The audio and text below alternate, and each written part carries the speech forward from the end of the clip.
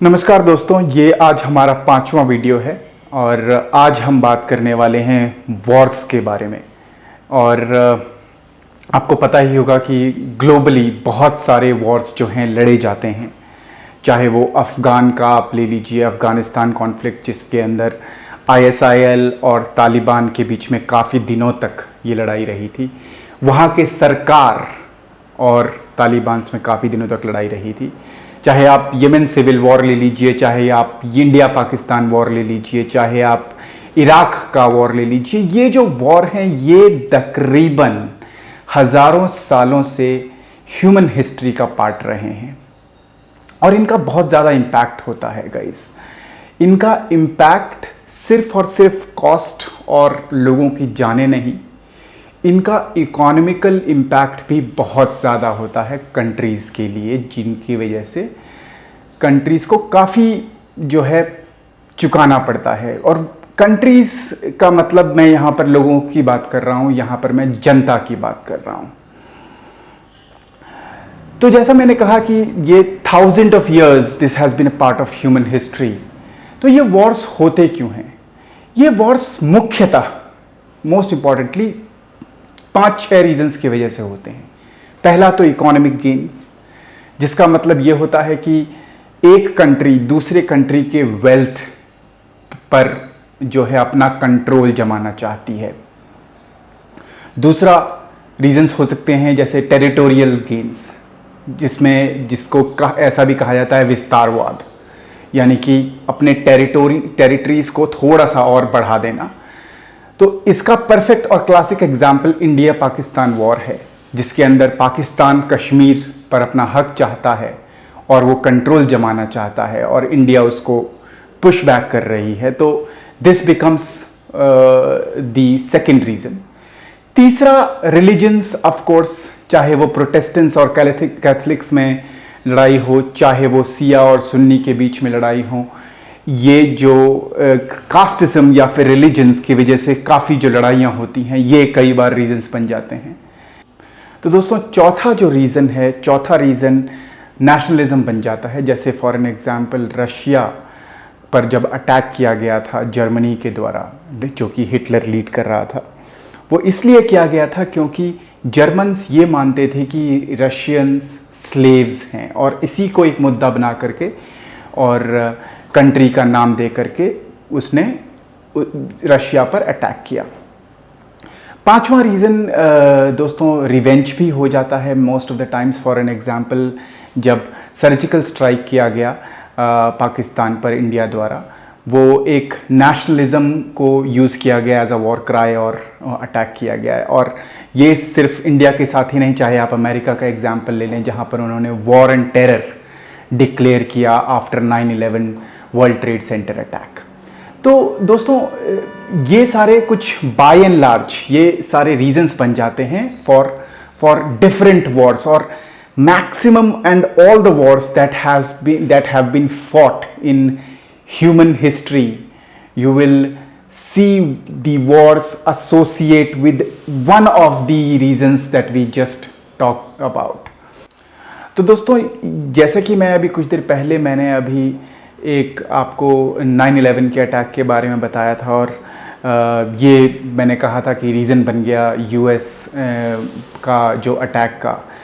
तो एक्चुअली में इसका मतलब क्या हुआ? 9/11 what it proved to be for Americans, what it meant for Afghanistan is something that we all know. हम सब जानते हैं अफगानिस्तान का क्या हुआ बाद में, मगर इसका अमेरिकन्स पर क्या इम्पैक्ट पड़ा। US ने वॉर ऑन टेरर डिक्लेयर किया, और ये वॉर ऑन टेरर तकरीबन 10 साल चला, जो कि 2001 से 2021 तक चला। इस 2001 से 2021 तक US ने $8 ट्रिलियन खर्च किए सिर्फ इस लड़ाई पर। अब इस $8 ट्रिलियन का मतलब क्या है? अगर मैं आपको सीधे साधे शब्दों में बताऊं तो इंडिया की टोटल इकॉनमी है 2.5 और 3 ट्रिलियन के बीच में, 2.5 2.5 एंड 3 ट्रिलियन के बीच में। अब US ने जितना खर्चा करा वो है 8 ट्रिलियन। तो आप सीधा साधा यहाँ पर कंपैरिजन कर सकते हैं कि तकरीबन 2.5 गुना इंडिया का इकॉनमी के उसने सिर्फ लड़ाई में पैसे खर्च करे।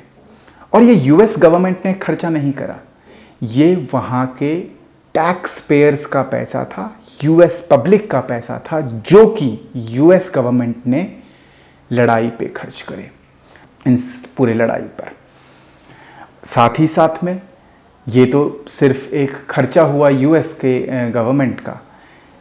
इसके अलावा जो मेंटल हरासमेंट जो हुआ और जो फिज़िकल हरासमेंट जो वहाँ के यूएस के मिलिट्री पर्सनल्स थे, वो आपको मैं कुछ आंकड़े बता दूँ। 7,052 US service members got killed in post 9/11 war operation, यानी कि 7,052 जो है मिलिट्री पर्सनल्स वो मारे गए इस पूरे वॉर ऑपरेशन में, और 30,177 जो यूएस सर्विस पर्सनल्स थे उतने सुसाइड हुए। ये सुसाइड का नंबर है, जो कि मेंटल हरासमेंट जो पिछले 10 सालों में जो हुई उसके बीच में जो सुसाइड्स हुए, ये उसका नंबर। तो दोस्तों, जैसे कि हमने अभी कुछ देर पहले बात करा कि इतना यूएस ने नुकसान किया है पब्लिक मनी का, तकरीबन 8 ट्रिलियन।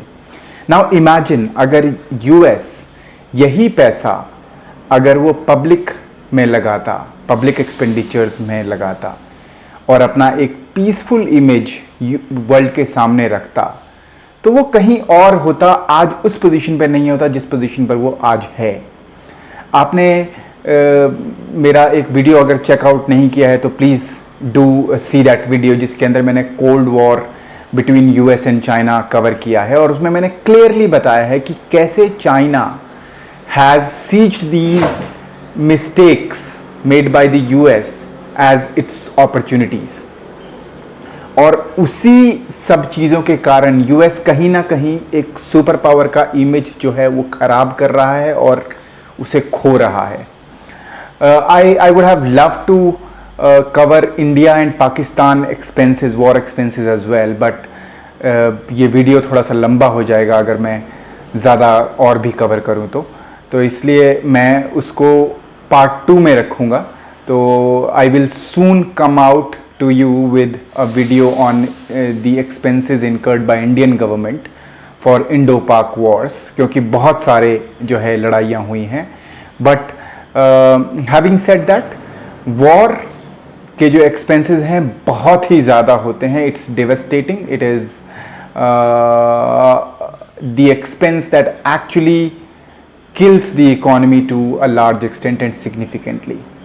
तो दोस्तों, ये है मेरा आज का वीडियो। पार्ट 2 में इंडिया पाकिस्तान पर ज़रूर बनाऊंगा। Do comment and like the video in case you love the content, else please provide your feedback. I will work on the aspects that you want me to work on, and I will soon be with you. If you have not subscribed my channel. Thank you so much.